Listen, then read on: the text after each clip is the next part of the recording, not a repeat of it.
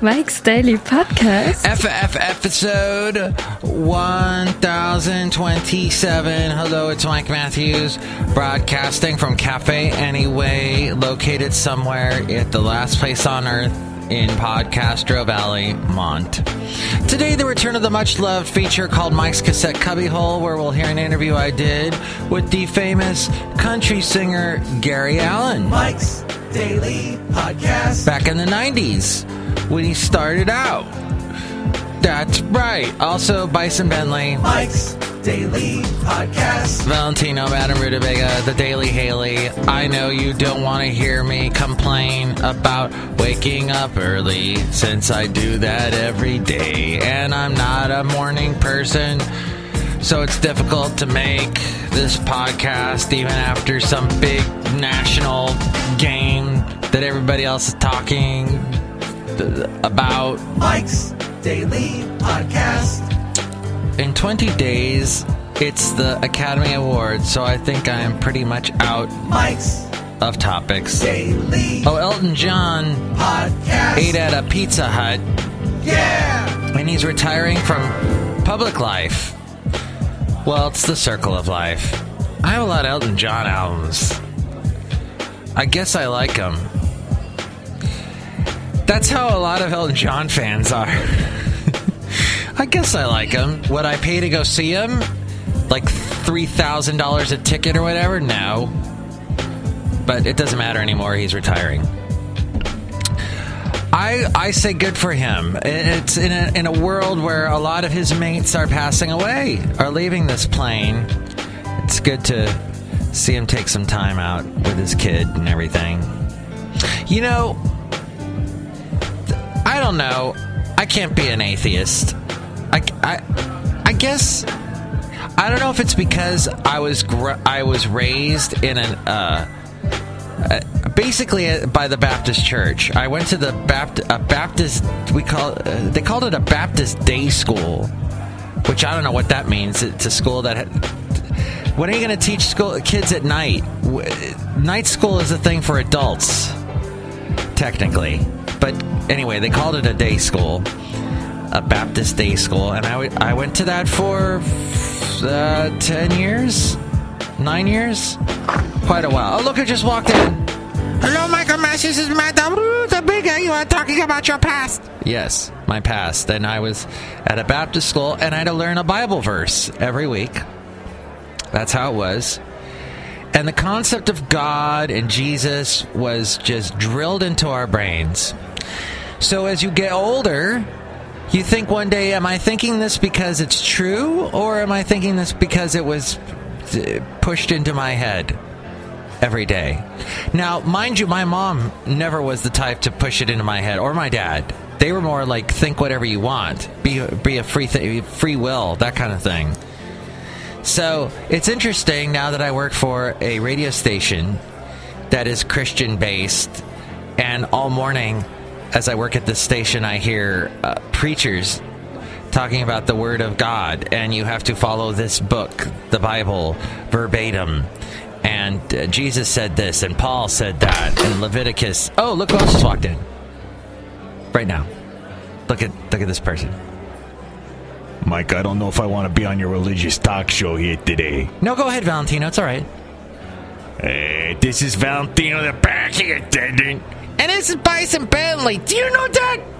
Mike, I see you are discussing the great questions of life day. Yeah, like why are we here? And where do we go when we die? Die! Do you know that? Yeah.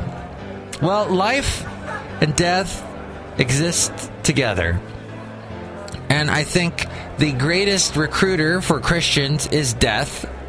They go, oh my God, my mom died. I need to become a Christian because I want to see her someday. Or maybe somebody else close to you dies. And you know, that's whatever. That's a question, a big, huge, heavy question for Monday that I think we can just leave right there and say, Elton John's eating at Pizza Hut. And hopefully he'll stick around for a while. Hakuna Matata, Since the day we arrive on the planet, blinking, walking into the sun, there's more to see that has ever been seen, more to do that's ever been done. Michael Matthew, what is that song? It's some Dolly Parton song. I would like to also say that I'm not going to Mogadishu anytime soon. The airport there is crazy. I won't say the letter F, so I'll just go to the next letter, G. It is G'd up, that airport. That's the airport where there was an explosion on the plane and one person got sucked through a hole and died. Turns out that the guy that died was a suicide bomber with a laptop. All evidence is starting to show. And he tried to bring down that plane. Thankfully, he didn't. The pilot, some brilliant guy, I think from Russia, was able to land this guy is a freaking hero. He landed the plane. Basically, everyone except for the idiot that tried to kill everybody was fine. So the suicide bomber died. Everybody else was okay. It was a laptop explosive. Somehow they got around security. Somebody that worked at the airport got the laptop and gave it to this suicide bomber. So the pilot of the plane said, this airport is messed up. There's no security at all. When he landed the plane the first time before this whole thing happened, he said there was about like 20 people came up to the plane that had no badges, that looked like they had no security clearance at all. So don't go to Mogadishu. Avoid that. Oh, when you're landing at the airport, apparently you have to land over the ocean, because if you land over the city, people shoot at the planes. So yeah, don't go there anytime soon. And then he said he didn't want to land back at the airport, even though there was a hole in his plane. He didn't want to land at the airport, and the fuselage was blown away, because he said, I don't want to be back at this airport with all the security lax problems.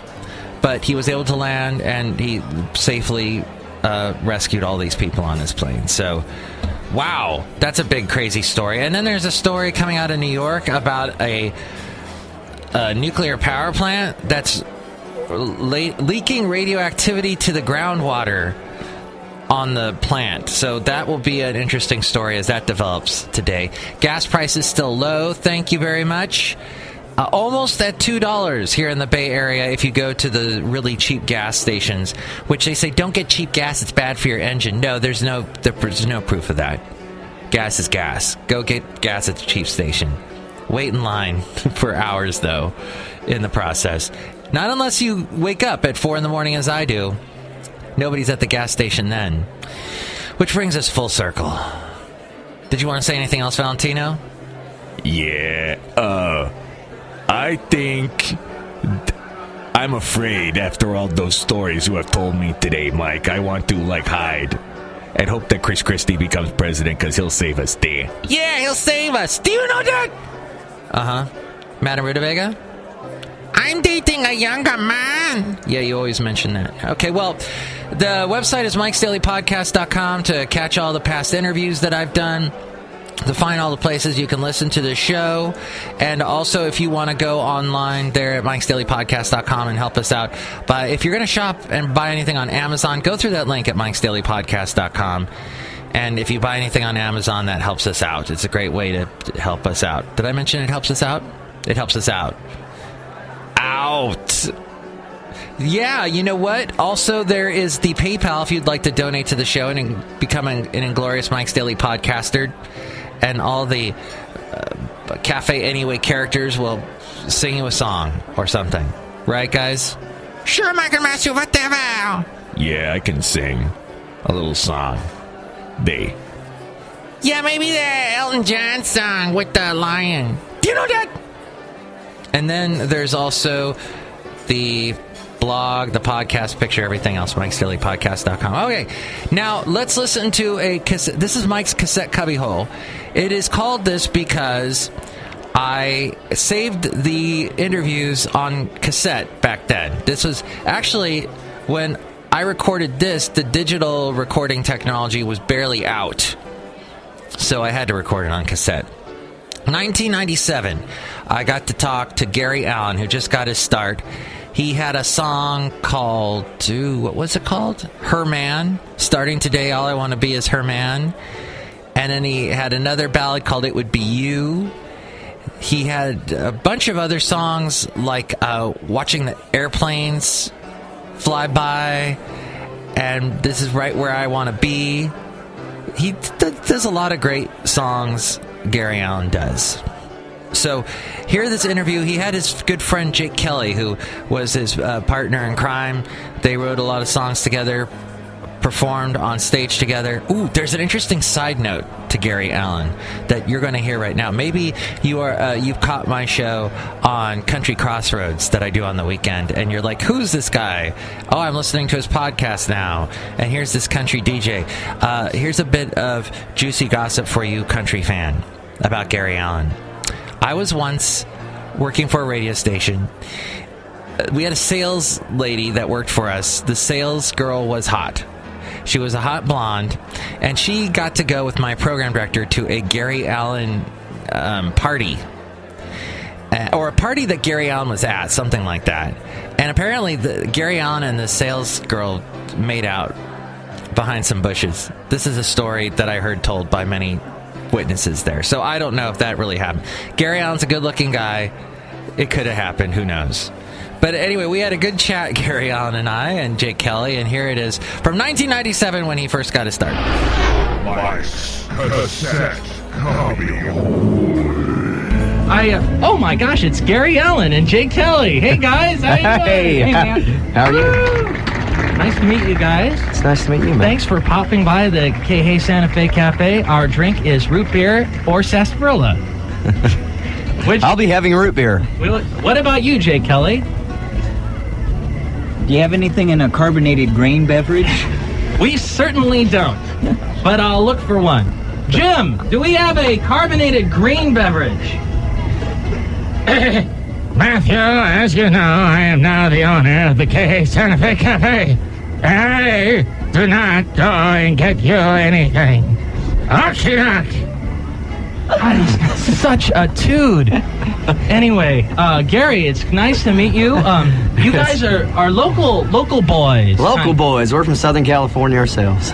Wow, so you grew up, did you grow up in California? Yeah, I grew up in La Mirada, actually, down there by Huntington. I live in Huntington Beach now. Oh, there's some fine women. There's some I hadn't noticed. Well, you and I will take a trip. I'll point them out to you. Thank you. Look, a fine woman there, Gary. And Jake lives, too, also locally, I guess. Yeah, he lives out here. Sherman Oaks. Whoa, God. Right close. Actually, my whole band's from Los Angeles area. Really? I've been playing out here since I was about 13. Wow. So how did the question, of course, that every interviewer asks you, so I will ask it now, is okay. How does one become country growing up in like a predominantly, let's say, L.A. is like rock and roll, the Doors and everything. Right. So. My dad used to play, and I actually started playing bars with my dad when I was little. So my dad was a player, and then my brother was a player also. So we played bars together for a few years when I first started. Wow. You were 13 when you started? Yep. Wow. 13 when I started playing clubs. Huh. The law was I had to be 6 inches off the ground to be legal in the bar, and I had to go outside on the breaks in some of the clubs. Whoa. They were pretty paranoid about me being so young in there. Wow. And so have you a following that goes way back to... Yeah, there's some people. Actually, Manuel, the guy that makes the clothes out in Nashville for everybody, he's the one that makes all those hip jackets. When I was talking to him in Roberts in Nashville a couple months ago, and he goes, now I know who you are. He goes, I seen you play at the Palomino, and he started going off. And so every once in a while, somebody will remember from way back there, but it's pretty rare. But you not only have fans there, but you were in New York, right? And you were at some deli that's really famous? We were at Carnegie Deli. How did you hear about that? And some guy came, we got linen. That was their way of treating you great. And we were in this little deli. Linen? Hey, you're Gary Allan. And he asked for a signed picture, and we gave him a picture, and he went and got linen so we didn't have to eat with paper napkins like the peasants in the place. I'm gonna go and get you some linen for yous to eat with. Yeah, that's what it's rather than this papery substance that is oh so foul. That was great. And so they put your picture on the wall. Yeah. Now we know we're famous. We're in the Carnegie Deli in New York. Right next to... we were nobody until that moment. Oh, no. But your picture's right next to who? Is it? I don't think we actually got to see it go up, so I don't know who it's next to. I heard it's next to... the name left my mind. It was like Phyllis Diller or something. Really? Aren't you a big fan of Phyllis Diller? Who isn't? Who isn't? Yeah. Now I'm just making up stuff. Where is that green carbonated drink? Do you guys want to play a song and we'll dive more into your interesting history? We live to play a song. What do you want us to play? Anything we want? You got me. You were sound checking with Forever and a Day. So. You want to hear that? Yeah.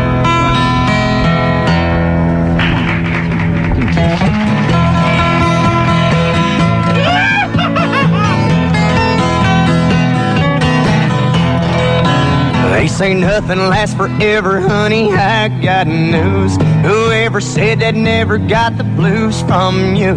This cloud I'm under looks like it's gonna stay.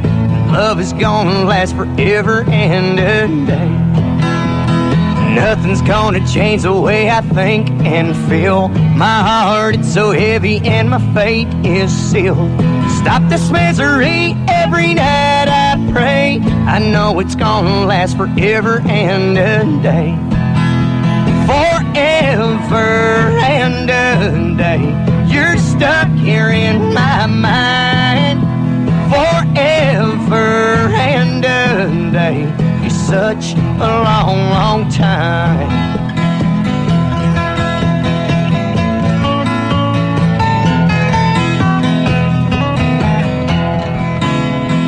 Tell myself again that I just can't swim this river of regret that I'm drowning in. You left me with this feeling that I just can't shake. My spirit's gonna sink forever and a day. Forever and a day. You're stuck here in my mind. Forever and a day. Such a long, long time. Forever and a day. You're stuck here in my mind. Forever and a day. It's such a long, long time. It's such a long, long time.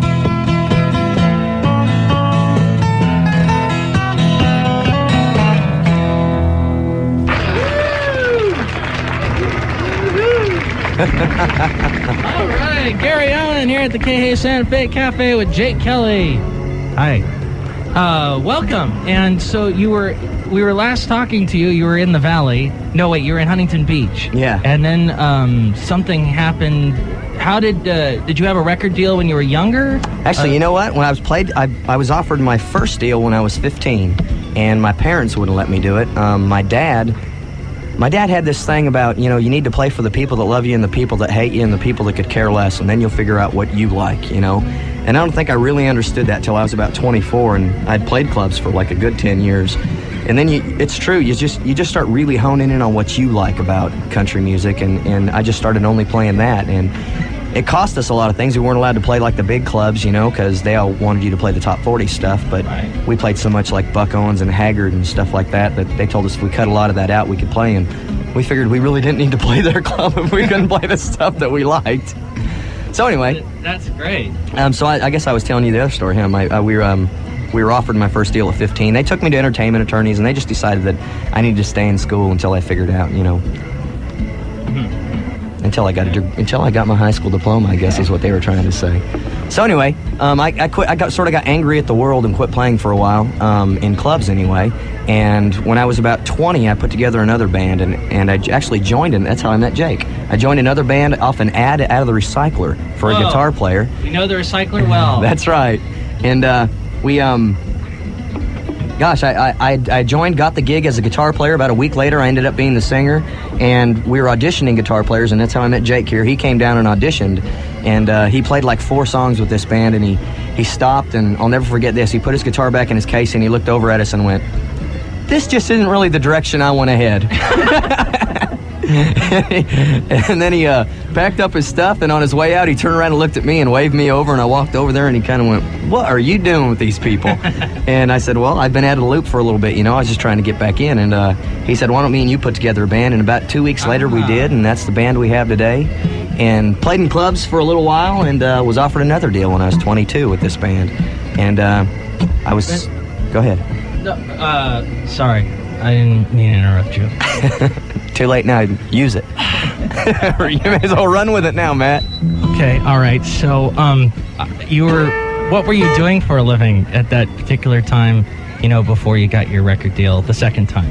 Before I got the deal the second time, I was selling cars. Whoa! Could that have anything to do with the title of the album? Used Heart for Sale. You bet, man. Me and Jake actually wrote that song when I was selling cars, and we came up with all them car hooks.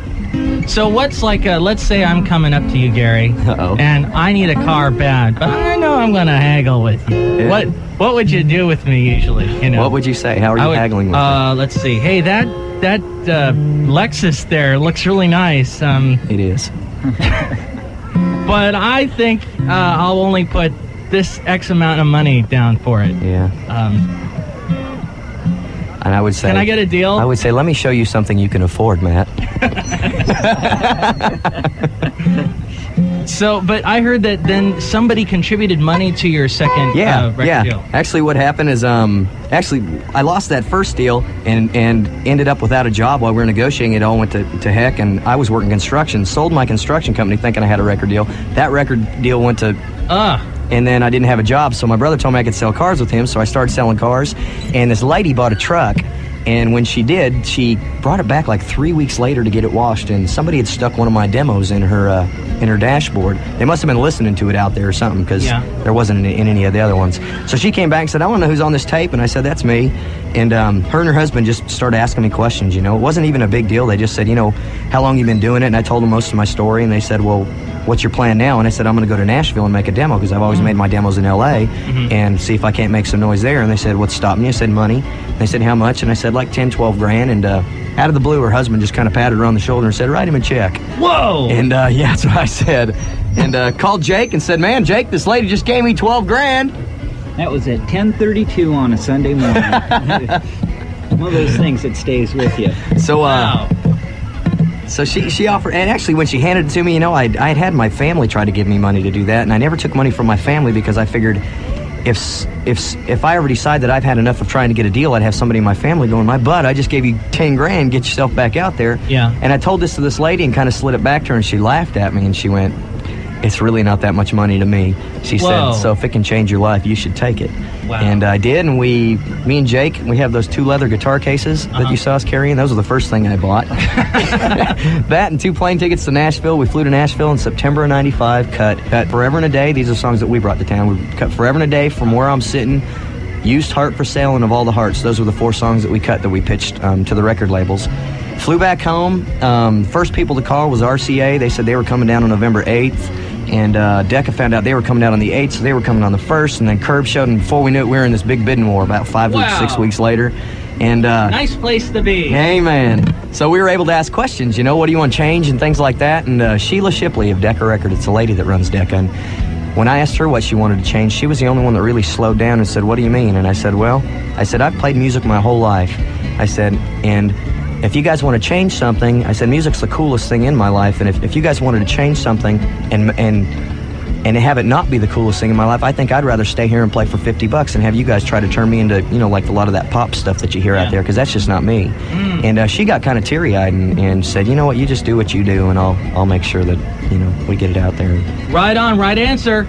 That's right. Answer. Sold me. Ding, ding, ding, ding. I fell for it. All right. Cool. Now we'll have another part of that interview at some point in the future. I just thought of another great song Gary Allan does. Smoke Rings in the Dark. Oh, awesome songs. He did some good songs there. Every rain has a cloud. There's that one. Yeah. Anyway, as we go outside a cafe anyway, we bring you Mike's Daily Podcast somewhere in Podcaster Valley. Come on. And here's today's podcast picture. And the cafe podcast picture here at Cafe Anyway is of the wonderful town of Fayetteville, Tennessee. When I used to live in Alabama, I lived not too far away from the Tennessee border. I was over in northern Alabama in Huntsville, and sometimes I would drive up to Fayetteville because it was a cool little town, even though it was a long drive from where I lived. And actually, you go through Fayetteville on your way to Lynchburg, Tennessee, to the Jack Daniels distillery if you live in the Huntsville area. But Fayetteville is this cool little town, very sort of Dukes of Hazzard little town square in the south. And there was this nice little coffee place called Elk River Coffee that I used to like to go to, and there's a picture of it. I don't even know if it's still open. But there's a picture of it there, the podcast picture at Mike'sDailyPodcast.com. And now it's the Daily Haley. The Daily Haley. The almost Daily Haley. And how was your weekend, Haley?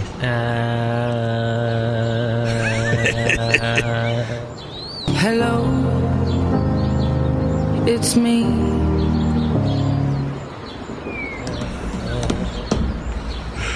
Oh, he's communicating completely through us now. Very good. I couldn't get a good enough beat for that to actually sound good. Oh, well. Oh, well. Well, that was good.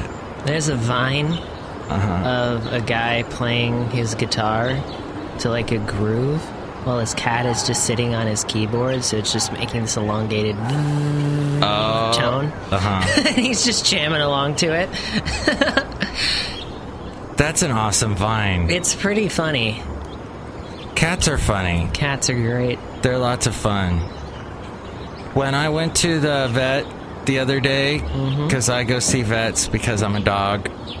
Yeah. They have a cat in the waiting room. Yeah. And I was petting it. And then it was a bird. They put a bird cage right next to the cat. Really? And the birds are outside of the cage. So I'm like, then the bird is on my finger and I'm petting the cat. I'm like, this is like, these two shouldn't meet because things will happen. Maybe, but you were in a vet hospital with your dog petting a cat, so that shouldn't really happen either. It was a weird mixture of animals. And if one were allergic, one would die. Because there was a lot of pet stuff in the air. Yeah. Well, what we learned today on the Daily Haley is that coffee is good. Yeah. See you next week. We were trying to think of a show that we would do if we were on our business talk station. I figured it'd just be like we'd say some words and then we'd be like, here's some more music, and then we'd just play a 30-second loop of the intro to Money by Pink Floyd. Ding, ding, ding, ding, ding, ding, ding, ding, with like the cash register noises and stuff. And then we'd be like, and we're back. And then we'd say some more words and we'd be like, here's some more music. And it'd just be the same loop. Over and over again. Ding, ding, ding, ding, ding, ding, ding. That song is from Dark Side of the Moon. That song, that album was like in the top 100 for something like 30 years. It was crazy. It's still good. It still holds up. I agree. They were British guys. I like the song Time a lot. Time rolling like a river. No, wait. Is it called Run?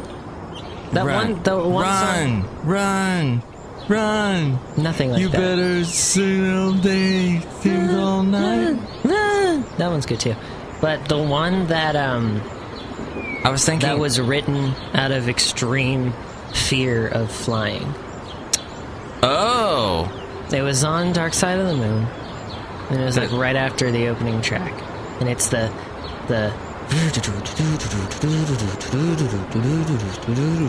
oh, with that weird effect? Yeah.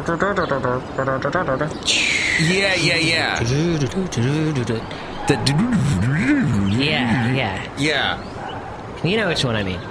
No. Oh. Wait.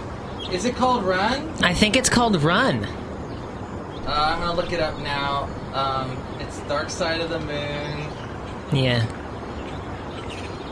That won't really tell me anything, will it? No. Oh, wait. If I go... Is it The Great Gig in the Sky? No, it's not The Great Gig in the Sky. Oh. Is it? I think it's the one after Time. Okay, here, I'm gonna ask Bing, what's the song after Time? That won't look at... Do you ever have that thing where you're trying to type in a search bar and it won't let you... Time. It doesn't let you type the letters and it doesn't put the letters. I get mad at the search engine. What is the song after... What's the song? Called Time? After Time on Dark Side of the Moon. That would be Le Monde. No, wait, that's World. Never. On the Run. On the Run. See, all I had to do was do a simpler Google search. Dark Side of the Moon track list. Damn, you did that fast. On the Run. How did you... Okay, let's see. Is this it?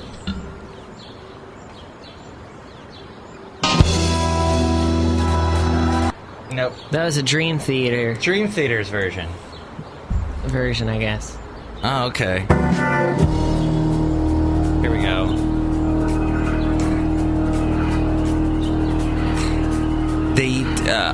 So if you watch the thing on Netflix about the making... Pot it down all the way now. Just so we don't get binged. Oh. You mean dinged? Dinged. Binged. If we get binged, do we get points and then we can eat at Chipotle? Have you gotten enough points to eat at Chipotle yet? I have. I just haven't redeemed anything. Now you can pot it back up.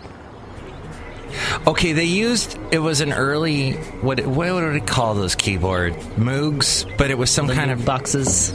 It was some kind of sequencer that did this thing where it jumps between several notes repeatedly. Yeah. And they said, because David Gilmour sounds like this.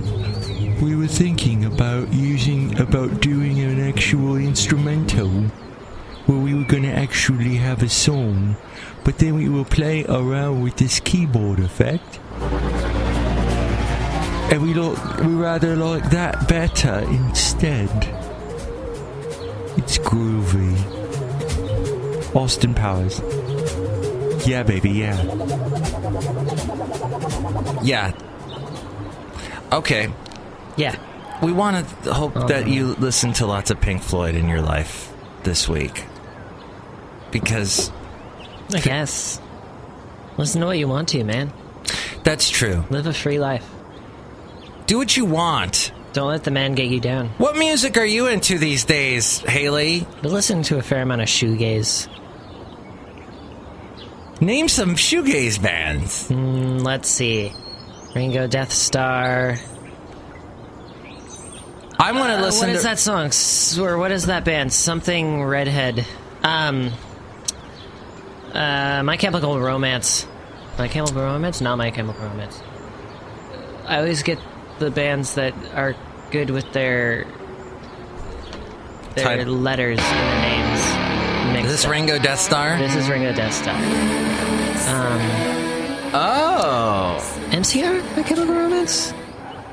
It might be. My Bloody Valentine, that's what I'm thinking of. Oh, yeah. My Bloody Valentine, one of the original shoegaze. My Bloody Valentine and Jesus and Mary Chain are, like, pretty popular as far as the noise pop shoegaze goes. I can't think of that. It's something Redhead is the other one. Oh, okay. Jesus and Mary Chain goes way back. Yes. Well, the shoegaze was invented in the 80s, I think. Just Like Honey. Oh, yeah. What a good song.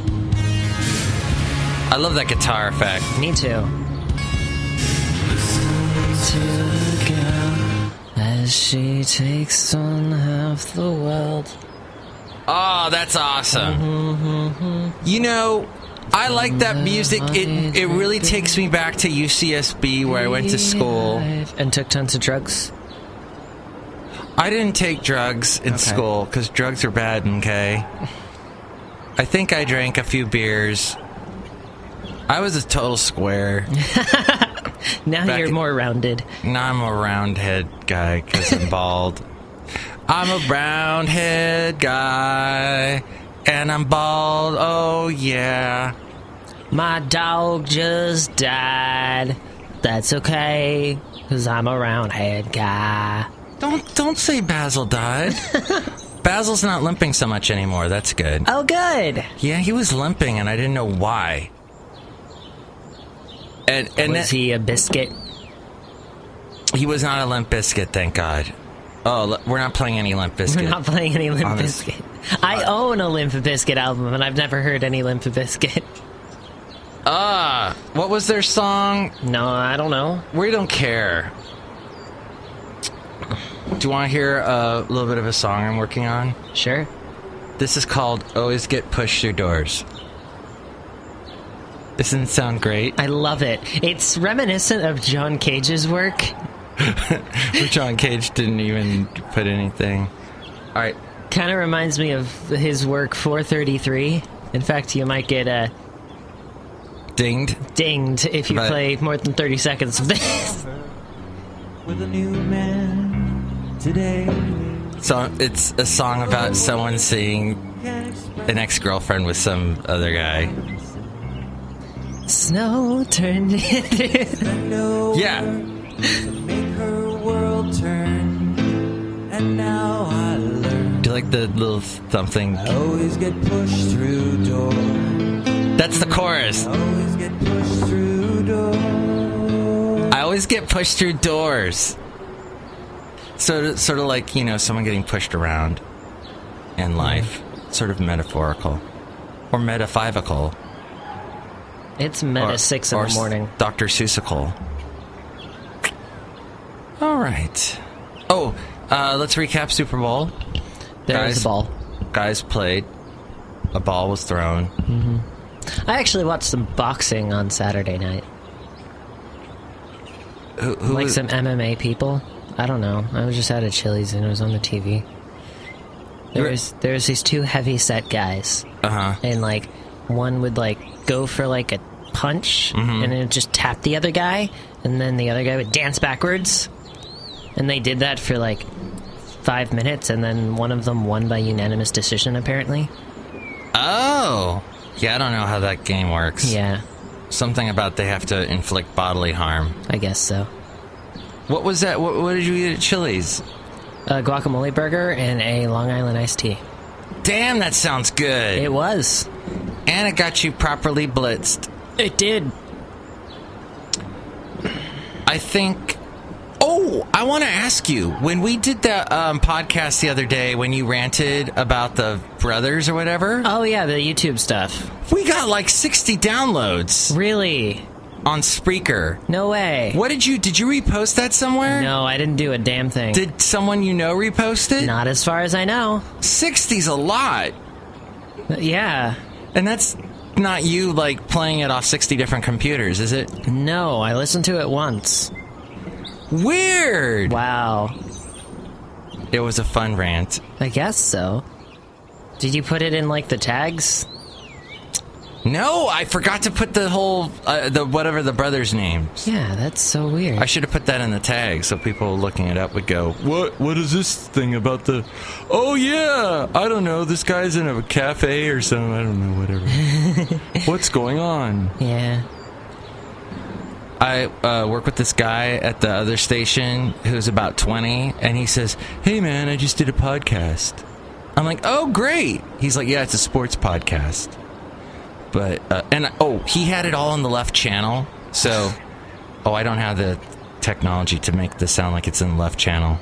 I mean, yes, you do. We could just... Oh, wait. If I do this, maybe? No. No. No. No. No? That's not how it works. You could just say something. And then you could cut out the right channel in post. I'll do it in post. I'm lazy. All right.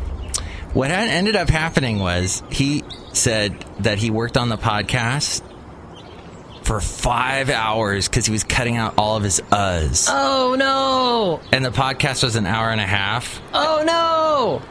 Can you imagine? I'm like, dude, you're never going to do another podcast again if you spend that much time on one. Can you imagine talking for an hour and a half about sports? Versus what we talk about, which is life. And in order to understand sports, first you must understand a ball. A ball What is a ball?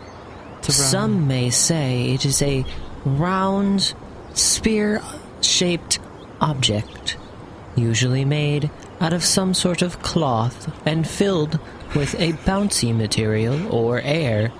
But this is not always true. For instance, let us take a look at the football. A football is a ball, generally filled with air, as most balls, and generally made from a leather which could be considered a type of cloth. I love this sports show. The football is unique as a ball, as it is not shaped like a spear. Instead, it is shaped in a manner that only can be described as a football shape, sort of an oval, but more pointy. On the top of a football, the stitching runs across in a longwise manner, but I need also a pillow. includes numerous larger stitches made of hard plastic. These stitches make it easier to grip the football as you throw it across the field. Anyway, And that's you a just great... go on for like an hour and a half, really? That would be our sports show. No, they talk about, you think that player's good? You're an A. No, you're that B. sucks. And they go back and forth. Oh, was it two people? Yeah, two guys. Oh, okay, that's a little bit better. Oh, I neglected to mention that. Oh, you were doing an entire podcast from one point of view. From one person talking about hour and a half of sports. All right, I have to see if Carlton put his show in. Anything you want to end with? I don't.